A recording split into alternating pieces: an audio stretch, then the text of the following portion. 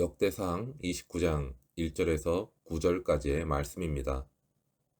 다윗은 하나님의 성전을 웅장하여 만국의 명성과 영광이 있게 지어야 한다고 생각했습니다. 그런데 하나님께서는 다윗이 성전 짓는 것을 허락하지 않으시고 그의 아들 솔로몬에게 그 일을 맡기셨습니다. 하지만 다윗이 보기에 자신의 아들 솔로몬이 마냥 어리고 미숙해 보이기만 했던 모양입니다. 다윗은 어린 솔로몬이 백성들을 설득해서 성전 건축을 위해 재료를 마련하기 어려울 것이라고 생각을 했는지 자신이 직접 이스라엘 온 회중에게 헌물을 요구하게 됩니다.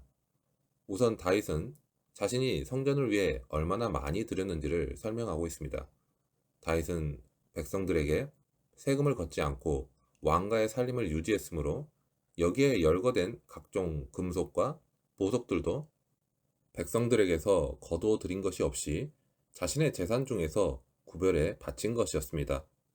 그는 수많은 전쟁에 승리해서 많은 전리품을 얻었고 많은 재산을 소유했던 사람이지만 그럼에도 불구하고 금 3천 달란트와 은 7천 달란트라는 천문학적인 양의 재물을 바친 것은 그야말로 자신의 힘을 다하여 준비한 것이라고 말할 수밖에 없습니다.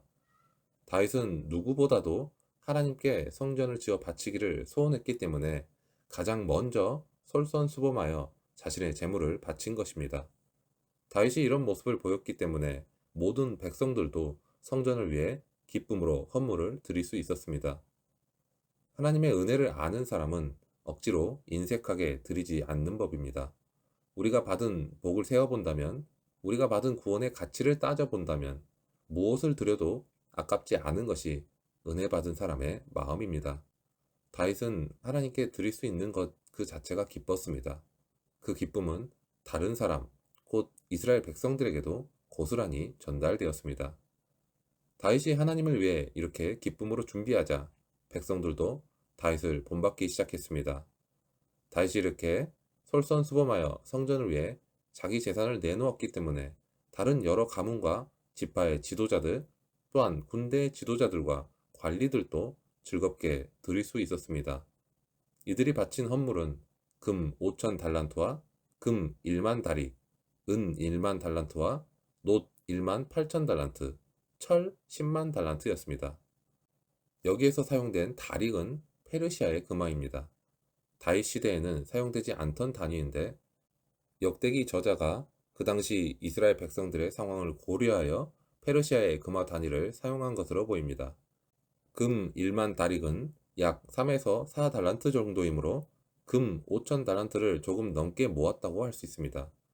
다윗이 바친 것과 합하면 금만 계산해도 8천 달란트 넘게 모은 셈입니다. 오늘날 무게로 환산하면 약 240톤에 해당하는 엄청난 양의 금을 바친 것입니다. 이것은 다윗 시대에 이스라엘이 얼마나 부강했던가를 보여주는 증거이기도 하며 그들이 얼마나 하나님을 섬기기를 원했으며 그에 맞춰 재물을 기꺼이 내놓았던가를 알게 해주는 지표이기도 합니다. 다윗은 비록 직접 하나님의 성전을 짓지는 못하게 되었지만 성전 건축을 준비할 수 있다는 것만으로도 뛸 듯이 기뻤습니다. 그리고 그의 아들 솔로몬을 위해 최선을 다해 건축 재료를 준비하기로 마음을 먹고 실행한 것입니다.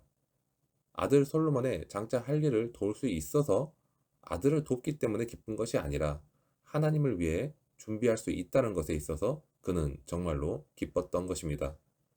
그 많은 양의 헌물보다 더 하나님을 기쁘시게 하는 것은 백성들의 마음입니다. 백성들 역시 자원하는 마음으로 기뻐하며 드렸습니다.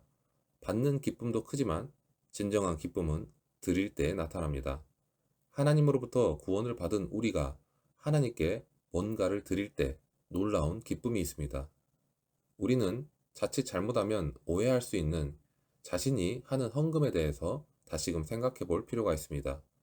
기쁨으로 헌신하는 것은 좋지만 혹시 내가 하는 일에 누가 보아도 흠 잡을 것 하나 없이 깔끔하게 일 처리하는 데 급급해서 그 중심에 사랑이 빠져 있는 것은 아닌지, 아무리 업무적으로 열심히 준비해서 흠이 없이 일을 했다 하더라도 그 안에 하나님의 사랑과 자비하심과 같은 하나님의 성품이 담겨 있지 않는다면, 그리고 교회에서도 아무리 좋은 말과 유익한 말로 사람들과 교제를 나눈다 하더라도 그 안에 나와 연결되어 있는 저 영혼을 향한 진정한 사랑이 없다면 이 모든 것은 다 울리는 꽹과리와 같은 것인데 나는 어떻게 해야 하는지 하나님께서는 우리에게 어떻게 말씀하실까요?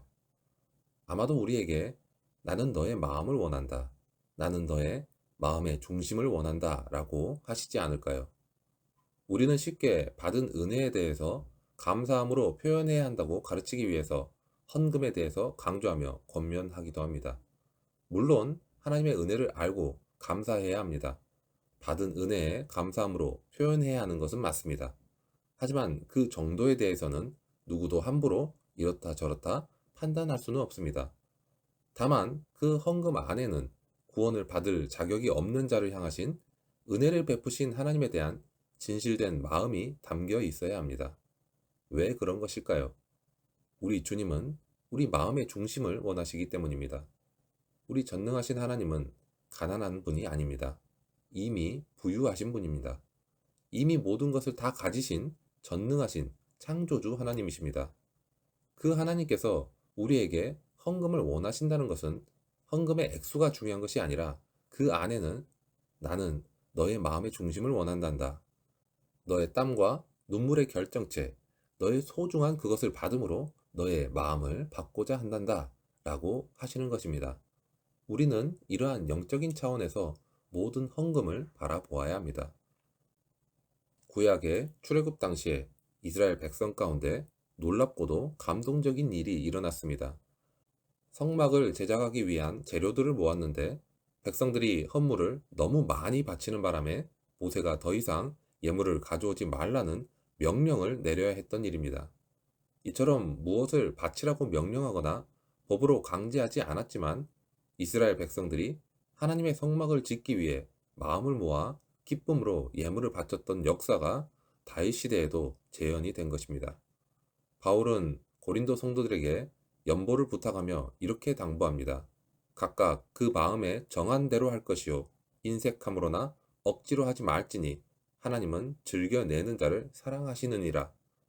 교회를 섬기기 위해 내 것을 드릴 때 이처럼 온전한 기쁨으로 감당할 수 있어야 합니다.